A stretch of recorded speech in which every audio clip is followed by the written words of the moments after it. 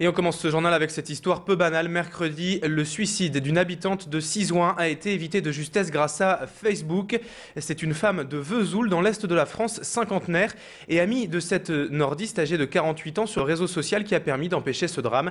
Alertée par un message de son amie qui disait vouloir en finir avec la vie, cette habitante de l'est de la France, à plus de 500 km de la métropole lilloise, a pu prévenir à temps la police qui est intervenue au domicile même de cette habitante de Sizouin, retrouvée alors inconsciente dans son lit après une importante absorption de médicaments.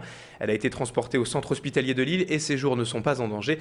Mais il a suffi de quelques heures. Un drame évité donc grâce à cette nouvelle forme de solidarité, pas si virtuelle que ça.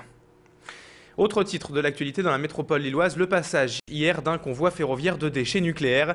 Le train venu de l'usine de traitement de La Hague en Normandie est arrivé vers 10 h hier matin à la gare de l'Homme-Délivrance.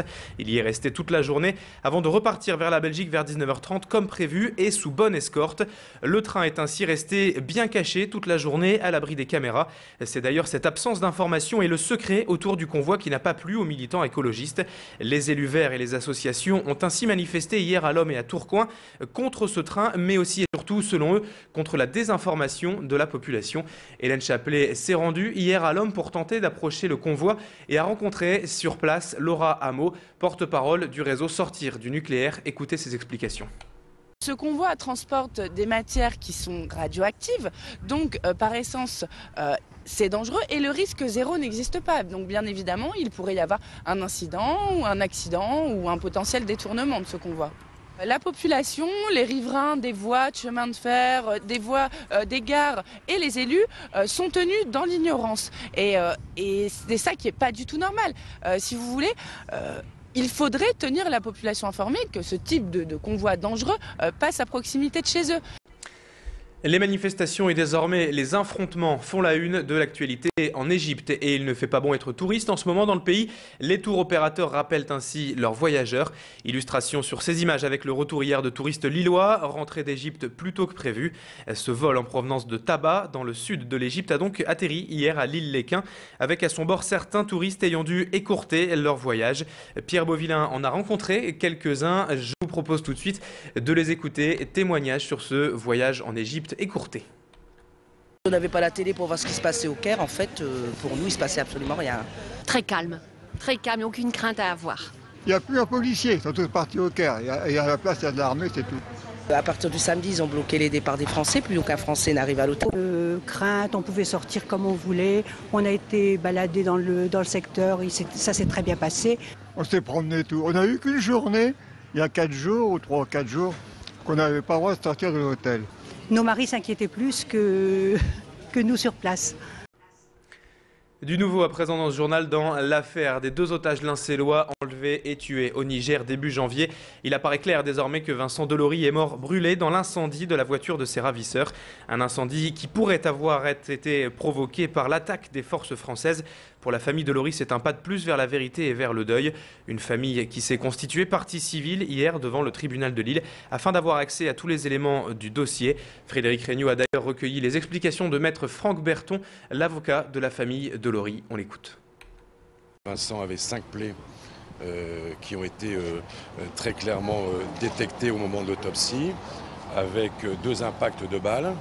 Les balles ont été analysées. Pour l'instant, on n'a pas accès matériellement à la conclusion des expertises balistiques. Il semblerait que l'une des balles pourrait, je dis bien pourrait, je parle au conditionnel, provenir d'une arme de l'armée française, sachant que cette plaie ne serait pas une plaie létale ni mortelle. Il y a quelques jours, dans la métropole lilloise, vous en souvenez certainement, le réseau de surveillance Atmo avait enregistré un pic de poussière dans la métropole. Rien de bien grave, mais un seuil d'avertissement avait alors été dépassé.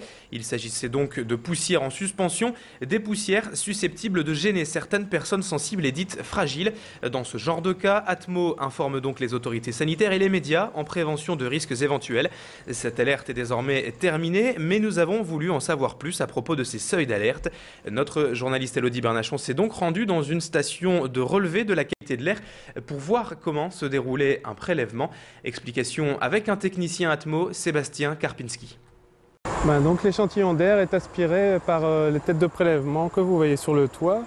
Donc l'échantillon passe ensuite dans un conduit Et les poussières vont ensuite se déposer sur un petit filtre de collection qui se trouve dans une microbalance. Donc ensuite, il y a une partie électronique qui va faire l'analyse et donner en fait la valeur en microgrammes par mètre cube. Alors, on vous en parlait déjà hier, le vieux Lille et l'avenue du peuple belge pourraient prochainement accueillir l'eau de la Basse Deule à travers un nouveau canal. À ce sujet, une réunion publique d'information était organisée hier à la mairie de Lille. Les élus ont présenté et défendu leur projet devant une centaine de personnes. Ce projet pourrait voir le jour en 2014 et coûterait près de 45 millions d'euros, dont la moitié pourrait être prise en charge par l'Europe. Concrètement, il s'agirait de rallier le canal à grand gabarit de Saint-André au peuple belge, là où justement se trouvait déjà un canal jusque dans les années 60. Macha Grunessen s'est rendue hier soir à cette réunion d'information. Écoutez les explications complémentaires d'Éric Quiquet, adjoint au maire de Lille. Il suffit d'aller à Gand ou à Bruges et chacun comprendra l'intérêt d'avoir une présence forte de l'eau en termes de qualité urbaine, d'intérêt touristique, de continuité écologique. Voilà, nos voisins à Bruges ou à Gand ont su préserver et valoriser leurs canaux. Ils en tirent un intérêt touristique évident. On souhaiterait suivre leur exemple. Et du sport quand même pour terminer ce journal, puisque c'est vendredi, veille de week-end. Tout d'abord avec la Pro B masculine. Lille reçoit Dijon ce soir à 20h au Palais Saint-Sauveur. Et du volley également, puisque Tourcoing accueille ce soir le co-leader de Ligue A, Poitiers. Un match également à 20h. C'est la fin de cette édition. Merci à vous de l'avoir suivi. Rendez-vous dans un instant avec la météo et le trafic. A tout de suite.